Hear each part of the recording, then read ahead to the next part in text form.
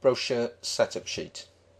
Okay, the setup information sheet is the first sheet you'll see when you load up the brochure. This is where we select the time period that we want to print for. It's also got the print button down here as well. So in this case we're looking at 2012. I've selected April as the month, and we've got a week commencing date there as well. If you need to change those, it's simply a drop down list and you pick whichever period you want. It's important to note that this dashboard links into the branch dashboard, so in this example Easington, it links directly to the Easington branch dashboard. So however long you keep running these dashboards for, you'll be able to print for a period up to 2015 in this example. If you need to extend past that, then just let me know and I can extend that easily enough. So currently we're going to print for April 2012. What that does is a couple of things. First of all, on the content sheet, it's intelligent enough to know that you've got 4 months worth of data, so January, February, March and April, and then you've got your KPIs afterwards.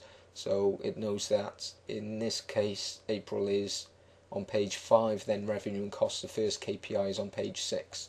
So if we go back and change that to somewhere in the future, say August, and have a look at the content sheet, what we can see now is that it's going to print off January to August, and the revenue cost now, instead of being page 6 I think it was, is now page 10. So it's smart enough to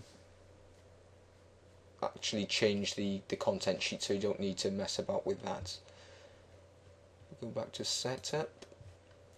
The month that we choose also affects the KPI sheets that we're looking at. So if we look at turnover, for example, now there's a lack of data here. I'm obviously missing March and April's data, but you can see that the chart is trying to actually show something for January, February, March and April, and it stops there. Any forecasts and previous years will obviously go out to the end of the year, but the actual current year data stops at that point in April. Let's take that back to February and have a look again, and now we can see we're only showing January and February. We can see the chart is finishing there and there's nothing further on in the year. So it's simply a case of loading up the dashboard when you're ready to print, selecting what month you want to print for, and then clicking on the print brochure button.